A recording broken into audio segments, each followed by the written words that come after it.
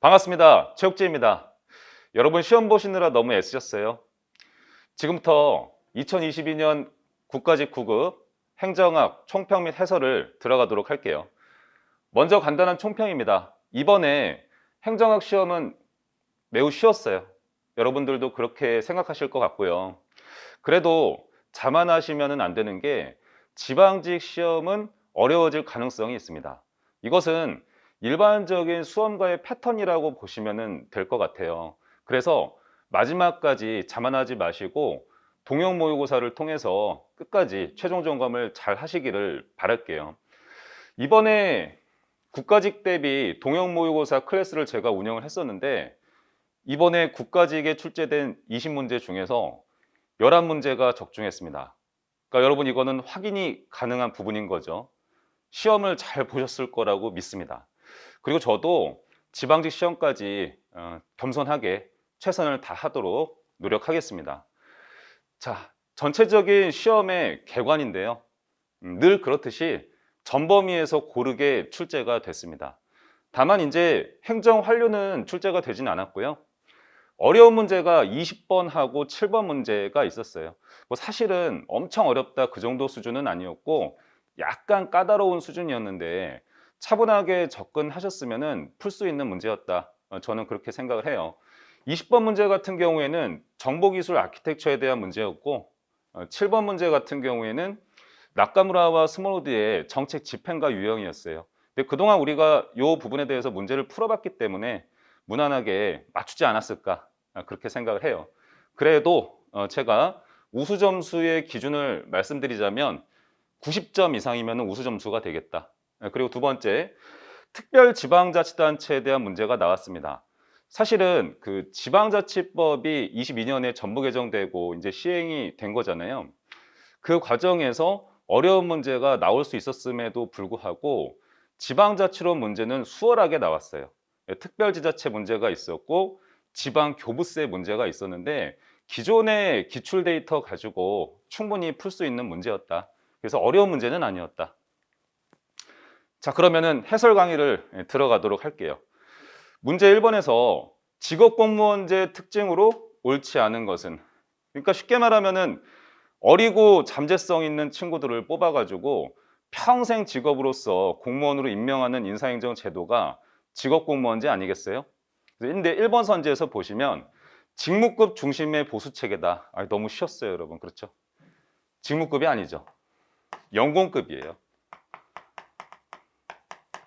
간단하게 말하면 어린 친구들 뽑아서 최하위 계층에 임명을 하고 연공서열에 따라 쭉 승진하는 체계잖아요. 그러면 연공서열에 따른 급여 체계를 수립하는 거죠. 오래 근무한 자가 돈을 많이 받는 거예요. 직무급이라는 것은 일의 난이도에 따라 급여를 주는 것이므로 1번 선지는 틀려서 바로 정답이 되겠습니다. 뭐 나머지 선지는 특별한 건 없고요. 어린 친구들한테 능력 발전을 시키도록 이제 조직에서 가르칠 수가 있는 것이고, 세 번째 보시면 외부 인력을 조직의 중간 계층으로 뽑지 않죠. 그래서 폐쇄형이고요. 정년을 보장해주는 인사행정 제도가 되겠다. 2번 문제. 제가 평소에 정책 유형론은 한 문제 나온다 이렇게 가르치잖아요. 아니 근데 문제가 너무 쉽게 나왔어요. 이 정책 유형론도 사실은 조금 어렵게 나올 수 있는 것인데 이 문제 너무 간단하게 심플했어요. 한번 보시면 정책 유형 중에서 정책 목표에 의해 일반 국민에게 인적 물적 자원을 부담시키는 정책은, 바꿔 말하면 정부가 국민으로부터 무언가를 뽑아내는 정책은 뭐냐, 지금 그 얘기하는 거예요. 뽑아낸다, 추출하는 거잖아요. 그러니까 바로 1번이 정답이었습니다. 10초도 안 걸리는 쉬운 문제 3번 보도록 할게요. 제가 이제 인사행정에서 항상 말씀드리는 게 인사행정 제도는 한 문제가 나온다. 그리고 공직 구조의 분류에서 직위분류제하고 계급제는 잘 보셔야 된다. 그 중에서 중요한 거는 특히 직위분류제인데 직위분류제와 관련된 개념을 쭉 나열을 했어요. 제가 평소에 많이 연습을 시켜드렸기 때문에 꼭 맞추셨을 거라고 믿습니다. 1번 선지 보시면 직위는 하나의 자리죠, 여러분. 자리. 얘는 자리예요.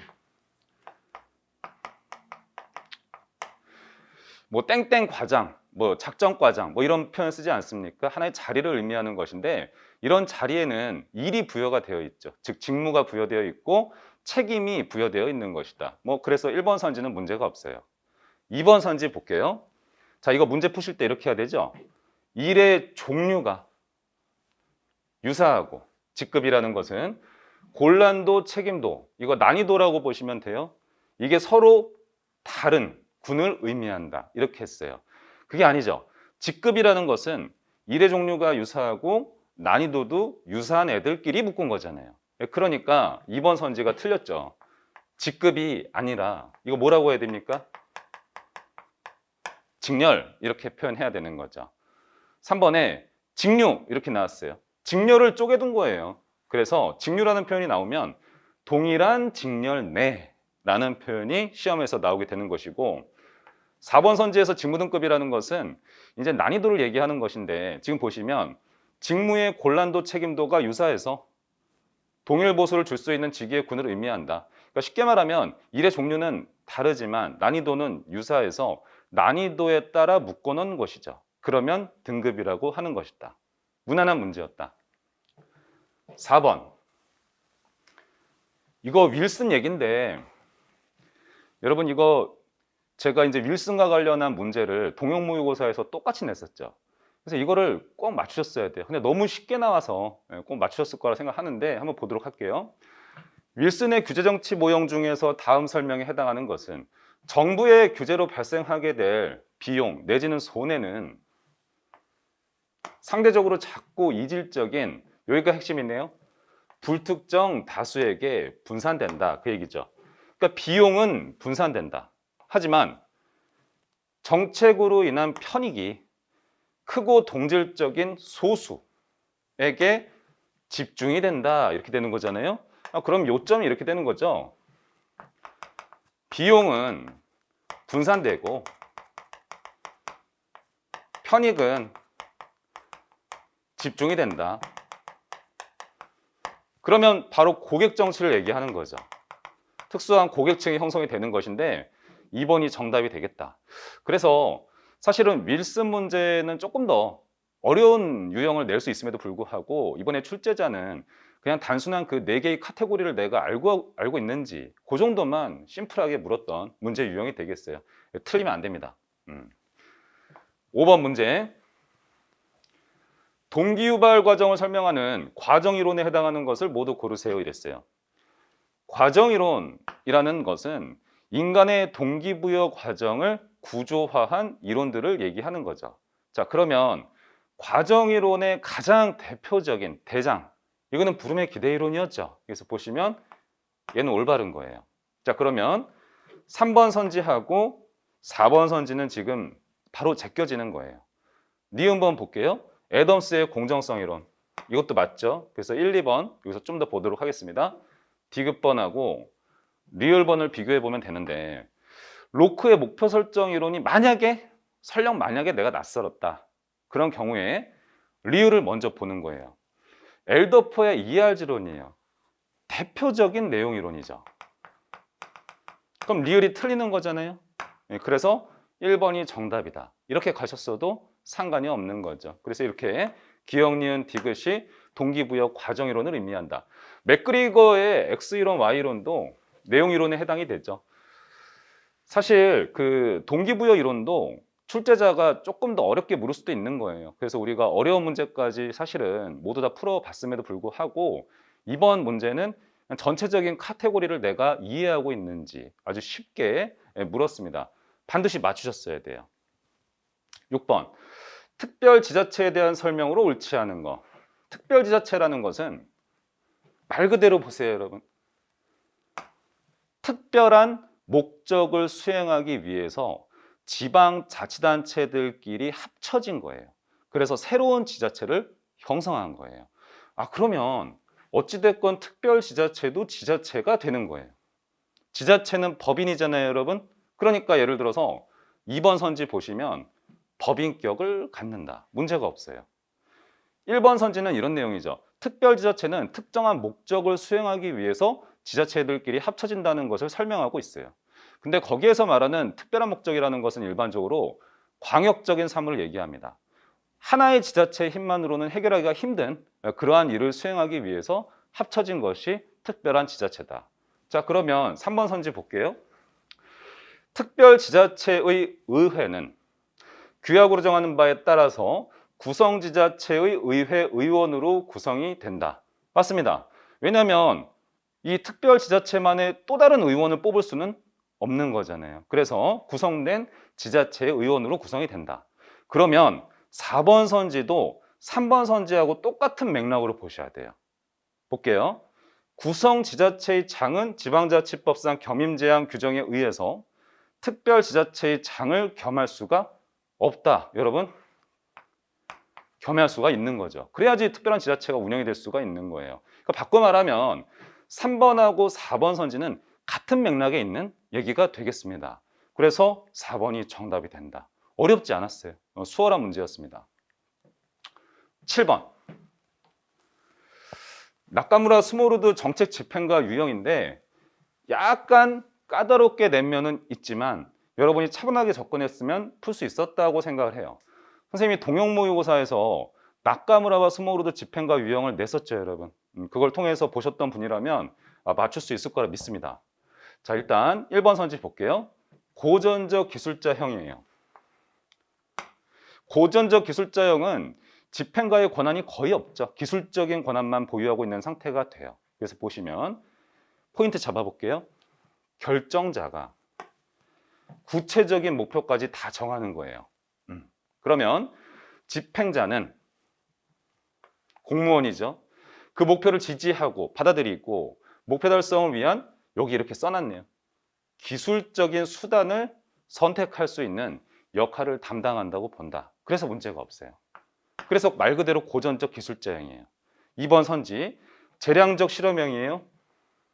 얘는 어떤 유형이냐면은 결정자가 추상적인 목표만 정하는 유형이고 그 나머지는 공무원이 정하는 형태가 되죠. 그래서 보시면 결정자가 추상적인 목표를 정한다 이렇게 나온 거예요. 정하면 공무원은 결정자를 위해서 목표와 수단을 명확하게 하는 역할을 담당한다고 본다. 여기서 말하는 목표는 구체적 목표예요. 수단이라는 건 뭐겠어요? 행정적인 권한과 기술적 권한을 의미한다. 그러니까 추상적인 목표를 제외한 나머지를 모두 공무원이 정한다 라고 해서 문제가 없는 거예요. 3번 관료적 기업가형이에요. 집행가한테 모든 권한을 다 주는 거죠. 결정자는 권한이 없습니다. 그래서 한번 보면 집행자가 목표와 수단을 강구한 다음 결정자를 설득을 하고 결정자는 집행자가 수립한 목표와 수단을 기술한 역할을 담당한다고 본다. 그러니까 결정자에게 권한이 없다는 내용을 담고 있는데 여러분 이거 문제 푸실 때 이렇게 하셔야 돼요. 관료적 기업가형은요. 앞에 이렇게 집행자가 주어로 나와요. 그리고요. 여기서 목표라는 것은 추상적인 목표와 구체적 목표 모두를 얘기하는 것이고 여기서 말하는 수단이라는 것은 행정적인 권한과 기술적 권한을 얘기하는 거예요. 이거를 강구한 다음에 결정자를 어떻게 하는 거예요? 야, 나 이렇게 할 거야. 설득한다고 얘기를 하는 거예요. 그리고 결정자는 이거를 수용한다. 이거 권한이 굉장히 큰 거죠. 문제가 없어요. 4번 지시적 위임형이에요. 이 지시적 위임형이라는 것은 결정자가 구체적인 목표까지 정하고 행정적인 권한과 기술적인 권한을 공무원이 정하도록 하는 거죠. 그래서 한번 보면 결정자가 구체적인 목표와 수단을 설정하면이라고 했어요. 여러분 주의하셔야 됩니다. 여기까지는 맞아요. 근데 여기 수단을 설정한다 이게 틀렸습니다. 수단이라는 것은 행정적 권한, 기술적 권한을 다 총칭해서 하는 표현인데 여기 지시적 위임가형에서 결정자는 목표까지만 정하는 거예요. 그러니까 4번이 틀린 선지가 된다. 까다로운 문제일 수 있지만 그렇게 어려운 문제는 또 아니었습니다. 자, 넘어가도록 할게요. 8번. 목표관리제. 그 MBO에 대한 문제인데 보통 제가 이제 이론 수업 때 현대적인 조직관리기법이라고 하죠. MBO, 뭐 TQM, 그리고 BSC, OD 이 중에 4개가 돌아가면서 하나가 나올 수 있다. 항상 말씀을 드리는 바인데 문제는 되게 쉽게 나왔어요. 목표관리제는 이 목표의 속성이 되게 중요한 거죠. 목표의 속성. 과거에는 상관이 시킨 대로 내가 목표를 정했었는데 이제 그게 아니라 부하의 참여와 그리고 상관과의 합의를 통해 가지고 목표를 설정하게 되고, 여기서 말하는 목표는 굉장히 가시적이고 구체적인 목표고 장기적인 목표가 아니에요, 여러분. 단기적인 목표예요. 그래서 보게 되면 부하와 상사의 참여를 통해 목표를 설정한다. 문제가 없는 거죠. 좋습니다. 자, 그러면 3번하고 4번 선지는 바로 제껴지겠네요. 니은하고 디귿을 비교해 볼게요. 중장기적인 목표를 단기 목표보다 강조한다. 이거 틀렸죠? 단기적인 목표예요. 그렇기 때문에 니은은 틀린 거예요. 그러니까 1번 선지도 틀려가지고 자연스럽게 2번이 정답이 된다. 자, 그러면 마저 볼게요.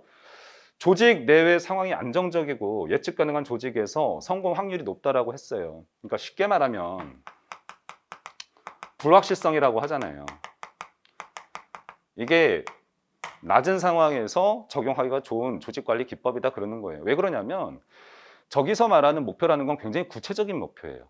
딱 정했으면 바꾸면 안 되는 거예요. 자, 그런데 불확실한 상황이 되면 이 목표가 자꾸 변할 수가 있잖아. 그럼 적용하기가 어려운 얘기가 되겠죠. 이해하시는 거예요. 리얼번에 개별 구성원의 직무 특성을 반영하기 위해서 목표의 정성적, 주관적인 성격이 강조된다 이렇게 나왔는데 목표는 굉장히 구체적이어야 되는 거예요. 그래서 불편한 선지가 되겠다. 9번. 동일 회계연도 예산의 성립을 기준으로 볼 때 시기적으로 빠른 것으로부터 순서대로 바르게 나열한 것은 이랬어요.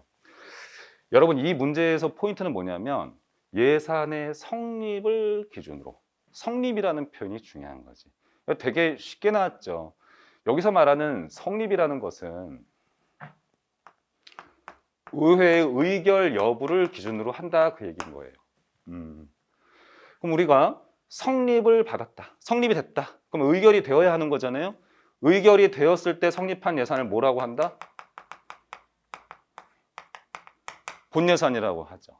자, 그러면 의결을 아직 받지 못한 상태에서 다시 이거를 일부를 수정해 가지고 다시 제출한 예산이다. 그러면 수정 예산이 되는 거예요. 그러면 본 예산보다 시기적으로 앞에 있는 건 수정 예산이 되고, 본 예산을 확정하고 나서 특정한 사유가 발생하여 추가적으로 편성하는 예산이 있는 거죠. 그거는 추경 예산이라고 하는 겁니다. 그럼 본 예산 이후에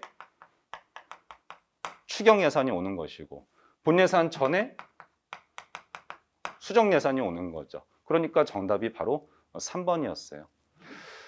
사실은 그 예산의 종류에 대해서 문제를 낼 때 작년 같은 경우에 21년 같은 경우에는 이제 특별회계 예산이라든가 아니면 추경 예산이 문제로 나왔었어요, 여러분.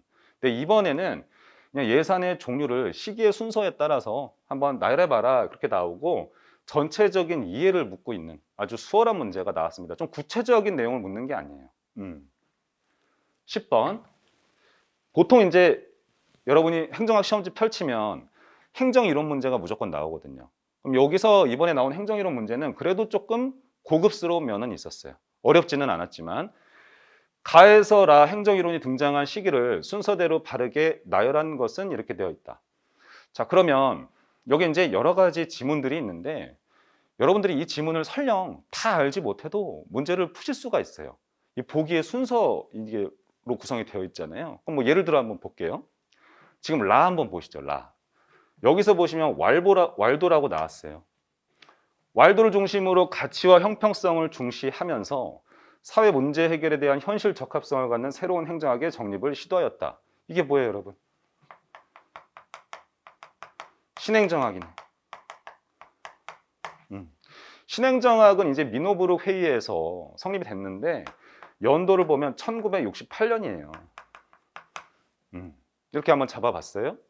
그리고 나 한번 볼게요. 미국 행정학의 지적 위기를 지적했다. 이거 포인트 중에 하나가 돼요. 인간을 이기적인 존재로 바라본다. 공공재 공급이 서비스 기관 간 경쟁과 소비자의 선택에 의해서 이루어지는 시스템을 주장하였다. 그러면 딱 보자마자 공공선택론이죠.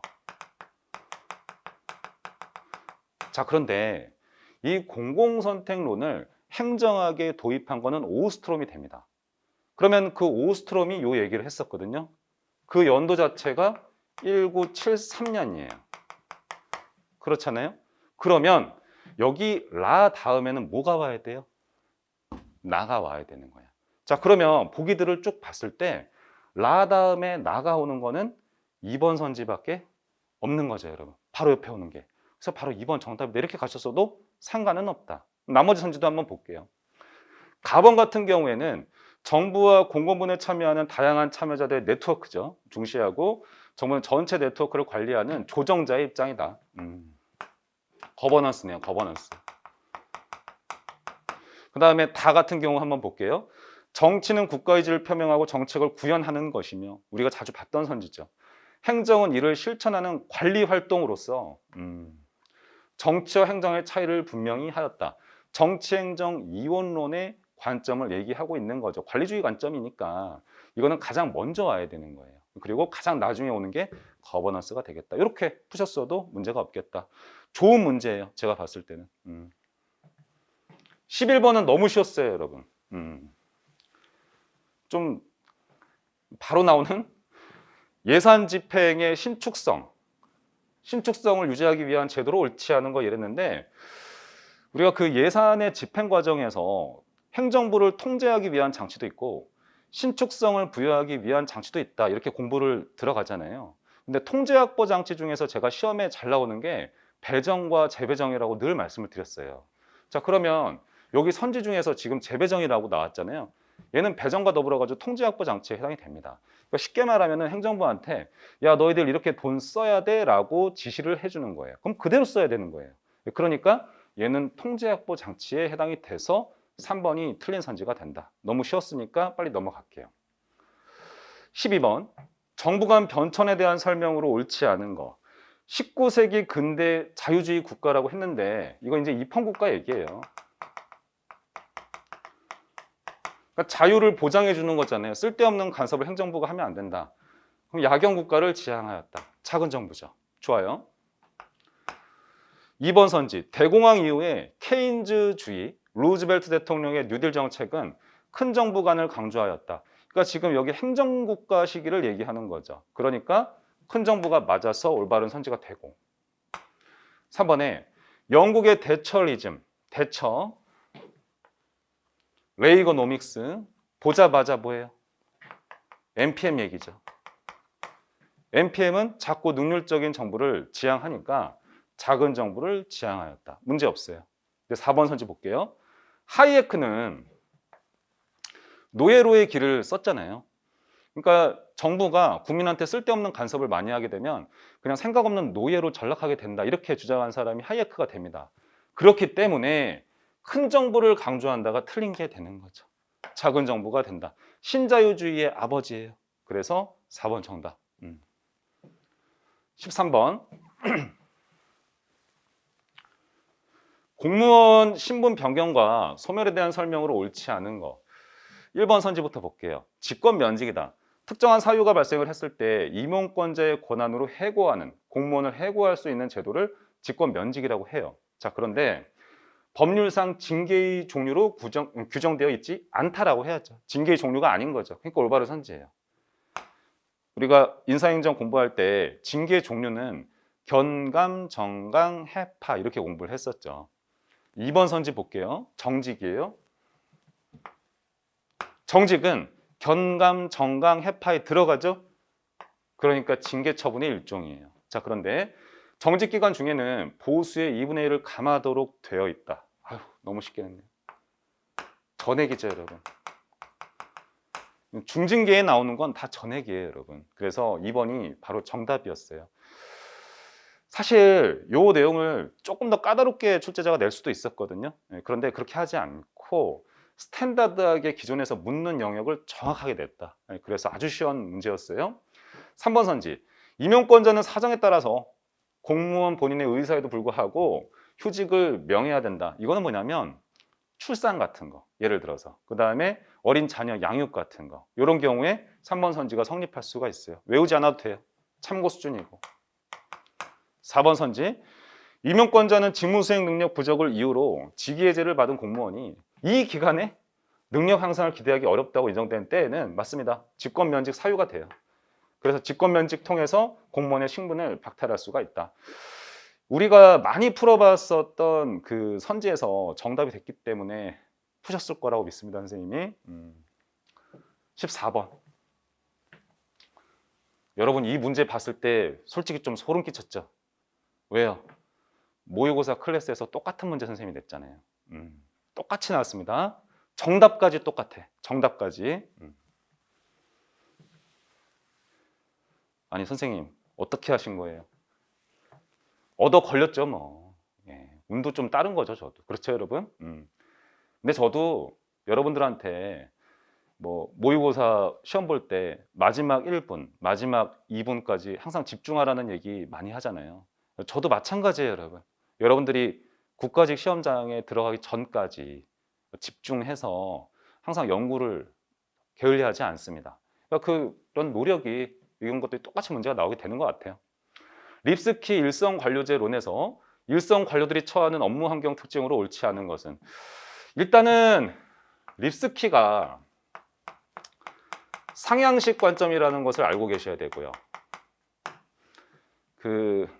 제가 뭐 이런 얘기 했잖아요. 기억하시죠? 립스틱. 립스틱이라는 것은 이렇게 오른쪽으로 돌리면 위로 올라오죠.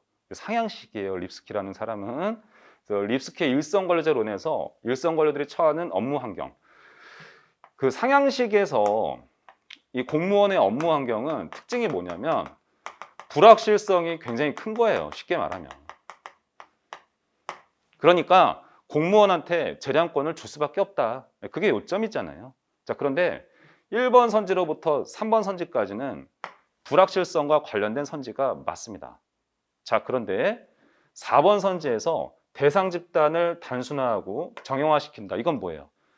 불확실한 환경에 대한 어떤 대응 방식이 되는 거야. 대응 방식이므로 4번 선지가 정답이 되겠다. 바로 찾을 수 있는 문제였습니다.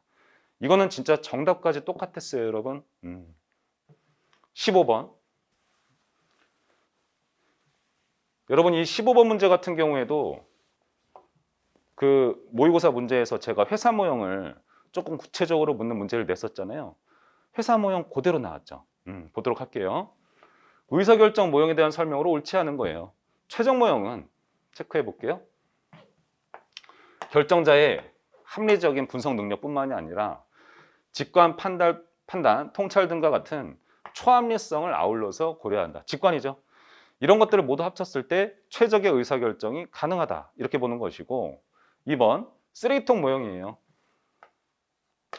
위계적인 질서가 잡히지 않은 조직, 즉 대학 조직과 같이 구성원 사이의 응집력이 아주 약한 상태, 혼란스러운 상태, 불확실성이 높은 상태에서 비합리적인 결정이 이루어지는 과정을 설명하려고 한다. 좋습니다. 3번 점증 모형은 기존의 정책에다가 약간씩 가감해 나가는 거잖아요.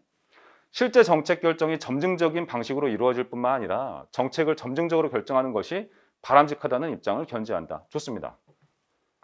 4번 선지 회사 모형을 볼 텐데 여기서 말하는 회사라는 것은 민간 회사, 민간 기업 생각하시면 됩니다, 여러분.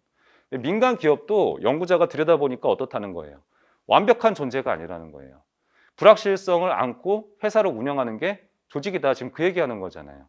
자, 그런데 조직의 불확실한 환경을 회피하고 조직 내 갈등을 극복하기 위하여 장기적인 전략과 기획의 중요성을 강조한다. 여기서 불편한 게 뭐예요? 이거죠. 장기적인 게 틀린 거예요. 그래서 지금 4번이 정답인 거예요. 저기서 장기적이라는 말은 이런 거잖아요. 먼 미래를 다 예측하면서 조직을 운영한다는 거지. 근데 회사는 완벽한 존재가 아니라고 봐요. 그러니까 장기적인 전략이 아니라 단기적인 전략을 중심으로 조직을 운영하는 게 회사다. 지금 그 얘기하는 거예요. 따라서 정답은 4번이 되겠다. 아주 쉽게 냈습니다. 16번. 이것도 여러분 소름 끼치지 않았어요? 제가 정치적인 중립성을 묻는 문제를 똑같은 걸 냈죠. 문제 포인트가 똑같았었죠. 공무원의 정치적인 중립의 정당화 근거로 옳지 않은 것은 역관주의 폐해를 극복하여 행정의 안정성과 전문성을 제고할 수 있다. 여기서 포인트는 이거죠. 네. 그러니까 역관주의라는 것은 정당인이 어떻게 보면 행정인이 되는 거잖아요. 예, 그러다 보니까 정치적인 중립성을 훼손할 수가 있어요. 예, 그래서 올바른 선지가 되고 이번에 공무원은 국민 전체 이익을 위해서 공평무사하게 봉사해야 되는 신분이다. 여기서 2번 선지 주의하셔야 되는데 이게 포인트예요. 국민 일부라고 하면 틀린다고. 국민 전체라고 얘기를 해야 된다. 맞는 선지고. 3번에 공무원의 정치적인 기본권을 강화하여 공직의 계속성을 제고할 수 있다. 이거 잘 보시면 정치적인 기본권을 강화한다라는 건 뭐냐면 쉽게 말해서 공무원도 사람인데 정치적인 호불호, 그런 견해를 적극적으로 어느 정도 표현할 수 있어야 된다. 그게 바로 정치적인 기본권을 강화한다는 표현이에요. 근데 정치적인 중립성은 그게 아닌 거죠. 그러니까 3번이 정답인 거예요. 그리고 4번 선지 같은 경우에는 공정한 선거를 하는데 도움이 될 수가 있겠다. 뭐 그 정도의 얘기니까 특별한 건 없습니다. 정답은 3번. 17번. 소름 끼쳤죠, 여러분? 이거 17번 문제. 왜? 동형모의고사에서 내가 지방교부세 문제 2문제나 냈거든요. 똑같이 나오잖아요. 바로 푸셨을 거라고 생각을 하고. 그러니까 지금 지방교부세라는 것은 중앙정부가 지자체들 간의 이제 재정적인 격차를 보완해주기 위해서 지원을 해주는 돈이에요. 그 돈은 돈의 어떤 재원이라 그럴까요? 거긴 국세가 해당이 됩니다. 1번 선지부터 볼게요. 지역 간 재정력 격차를 완화시키는 재정 균등화 기능을 수행한다. 좋아요. 2번 선지 너무 중요하다고 꼭 외우자고 제가 얘기했었죠. 도, 특, 부, 소의 종류로 나눠볼 수가 있겠다. 이거 반드시 외우셔야 돼요. 지방직에서도 나올 수 있는 부분이에요, 여러분. 주의하셔야 돼요. 3번 선지가 흔한 선지가 아니에요. 낯선 선지입니다. 그러면 만약에 예를 들어서 내가 시험 보고 있어. 그럼 3번 선지 나 잘 모르겠네. 삼각형 표시했어요. 4번 선지부터 보도록 할게요. 부동산 교부세는 종부세 전액을 재원으로 하는 거 맞죠, 우리? 공부했던 겁니다. 그러니까 얘는 불편함이 없죠. 그러니까 3번 정답이다. 이렇게 가셨으면 돼요. 1번하고 2번하고 4번 선지는 굉장히 중요한 선지고 자주 나왔던 선지입니다. 그러니까 반드시 딱 맞기 때문에 3번이 정답이다. 자, 그리고 부수적인 얘기를 하자면 신청주의를 원칙으로 하는 것은 국고 보조금을 얘기하는 거예요. 상대적으로 지방교부세는 그렇지가 않다. 뭐 예를 들어서 보통교부세 같은 경우에는 재정력 지수를 기준으로 해가지고 지자체에다가 교부를 해주는 거잖아요. 신청 그런 게 아니라 나름의 기준이 되는 것이다. 신청주의를 원칙으로 한다는 국고보조금이 되겠다. 18번. 정보업무평가 기본법상 우리나라 정보업무평가제도에 대한 설명으로 옳지 않은 것은 이것도 있잖아요. 제가 모의고사에서 2문제나 냈습니다. 수많은 법령이 있음에도 불구하고 요 법을 2문제를 냈었죠. 그대로 나왔어요. 1번 선지, 특정평가예요. 얘는 국무총리가 해요. 그런데 그 대상기관이 지금 틀렸어요. 중앙행정기관과 공공기관을 대상으로 이렇게 나왔잖아요. 중앙행정기관은 맞는데 공공기관이 틀렸다. 그래서 1번 바로 정답이 되겠다. 기본적으로 이 공공기관 같은 경우에는 외부 평가를 하도록 되어 있는 거죠. 우리 공부했었죠. 2번 선지 볼게요. 국무총리 소속으로 정부업무평가위를 둔다. 제가 중요하다고 몇 번 말씀을 드렸던 선지가 되고 3번 지자체 자체평가에 있어서 행안부 장관은 평가 관련 사항에 대해서 지자체를 지원할 수가 있겠다. 그래서 행안부 장관이라는 사람이 기본적으로 지자체와 관련된 사무를 수행하니까 4번에 자체평가예요. 자체적으로 스스로 하는 거예요. 이건 대상기관이 어딘지가 중요합니다. 지금 보시면 중앙행정기관 혹은 지자체가 스스로 평가하는 걸 얘기하고 이것을 수행하는 조직을 자체평가위라고 우리가 공부한 바가 있는 거죠. 아주 좋은 잘 낸 문제예요. 19번. 중앙정부 결산보고서상의 재무제표로 옳은 것은 이랬어요. 어렵지 않은 문제인데 여기서 이제 핵심적인 내용이 뭐냐면 주의하셔야 되는 게 이거죠. 지방정부가 아니에요. 중앙정부입니다. 중앙정부의 재무제표에 포함되는 서류가 무엇이냐. 지금 그 얘기하는 거죠. 그럼 바로 이거 3번이 정답이에요. 뭐 애누리 없는 거죠. 지금 너희 조직이 가지고 있는 자산의 규모를 나타내는 재정 상태표, 그리고 특정 기간의 성과를 나타내는 재정 운영표, 순수한 재산의 변동 내역을 적은 거, 순자산 변동표로 구성이 된다. 20번 볼게요. 약간 까다로울 수 있는 문제예요. 20번 문제. 그런데 이 20번 문제가 그래도 저는 그렇게 어렵지 않다고 보는 이유가 뭐냐면 20번 문제가 이미 기출 데이터에 있었던 내용이에요. 이 내용은 뭐냐면 이제 전자정보법 내용을 묻고 있는 것인데, 보통 전자정보법 1조에서는 목적 조항을 나타내고 있고 2조 같은 경우에는 정의 조항이 들어가요. 그러면 그 정의에서 해당 법에 나오는 각종 용어에 대한 개념 정리를 해두거든요. 그럼 수많은 각호들이 있는데 그중에서 정보기술 아키텍처에 대한 내용을 담고 있습니다. 자, 근데 이 정보기술 아키텍처 같은 경우에는 기존에 나왔던 바가 있기 때문에 푸는데 어려움은 없었을 거라고 봐요. 일정한 기준과 절차에 따라서 업무, 응용, 데이터 기술 보안 등 조직 전체의 구성 요소들을 통합적으로 분석한 뒤 이들 간의 관계를, 여기가 포인트네요, 구조적으로 정리한 체계다 이랬습니다. 그래서 제가 이걸 보통 가르칠 때 정보와 관련된 설계도다 이렇게 여러분들한테 표현을 하는 거예요. 그래서 바로 정보기술 아키텍처가 정답이 된다.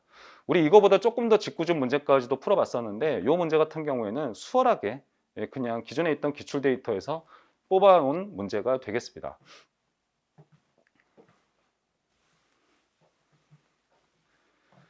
자, 지금부터란다. 이제 지금까지 총평부터 이제 해설까지 다 마쳤는데요.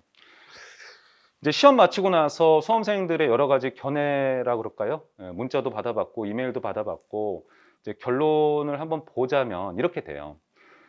국가직 22년도 국가직 공무원 9급 시험은 전체적으로 쉬웠다. 예를 들어서 국어 같은 경우에도 전반적으로 어렵다는 평은 없었어요. 90점 이상 정도는 받았어야 되지 않나 이런 얘기고요. 영어도 무난했다는 얘기가 많고요. 그리고 한국사가 이번에 특히 쉬웠다면서요. 거의 뭐 95점, 100점이 많은 그런 아주 수월한 시험이었다. 이렇게 지금 보고 있는 것 같고, 다만 행정법이 조금 어려웠습니다. 지금 그렇게 보고 있는 거 맞죠, 여러분? 그래서 어느 정도 공부를 했던 친구들도 좀 80점이라든가 85점 내지는 뭐 75점 요 선에서 형성이 될 것 같아요. 행정학은 아까 제가 말씀드렸던 것처럼 시험이 쉬웠어요, 여러분. 저는 그래서 한 90점 이상은 받으셔야지 잘하셨다. 그래도 이렇게 보고 있습니다. 선생님, 그러면은 이번에 필기 합격서는 어떻게 될까요? 저의 견해를 말씀을 드릴게요. 그 행정학이 이제 필수 과목으로 지정이 되고 나서 치러진 첫 번째 시험이에요. 이제 기존에는 선택 과목이었었잖아요. 근데 이명박 정권의 선택 과목 제도가 들어왔고 그 전에 정권에서는 이 행정학이 원래는 필수 과목이었어요, 여러분. 자, 그러면 그 전에 그때의 데이터를 한번 살펴보면 어느 정도의 필기 합격선이 형성이 되어 있는지를 우리가 예측을 한번 해볼 수 있는 것인데, 제가 생각을 했을 때는 이래요. 아무리 뭐 지금 뭐 카페에서 혹은 뭐 인터넷상에서 이번 시험 너무 쉬워서 뭐 정말 평균 점수, 필기 합격선 점수가 엄청나게 높을 것 같다 이런 얘기들이 지금 많거든요, 여러분. 그래서 여러분들 되게 혼란스러우실 것 같아. 그거 아니에요, 여러분. 제 생각엔 85점 정도. 예, 요 정도 수준으로 봐요. 그러니까 내가 5과목 평균을 매겨봤을 때 만약에 85점 정도 나온다 이러면은 합격을 기대하셔도 좋을 것 같아요. 이거 선생님 생각이에요. 근데 지금 인터넷상에서는 뭐 90점 이상은 되어야 되지 않겠냐 이런 얘기들도 많은데, 제가 데이터를 봤을 때는 85점 수준이면 괜찮을 것 같아요. 그래도 데이터라는 것은 어느 정도 설명해주는 힘이 있는 거잖아요. 과거의 데이터를 바탕으로 생각을 해봤을 때. 제가 이 얘기를 하는 이유가 뭐냐. 그러니까 지금 지방직 시험이 이제 6월 달이잖아요.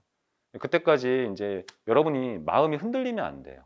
공부가 집중이 되어야지 마무리를 잘 해서 지방직 시험을 잘 볼 수 있는 거잖아요. 여러분 대다수는 국가직보다는 지방직을 선호한단 말이에요. 지방직을 잘 보는 게 매우 중요할 텐데 지금 국가직 시험을 보고 나서 여러 가지 이제 형성된 여론 같은 거 있지. 그런데 휩쓸리지 말고 지금 하는 공부 충실히 임하시기를 바랍니다. 그리고 요번에 행정학 점수가 잘 나왔더라도 저는 지방직에서 어려워질 거라고 보기 때문에 조금은 어려워질 거라 보기 때문에 자만하지 마시고 공부 열심히 하시기를 바랄게요. 다음에 또 뵙도록 하겠습니다. 감사합니다.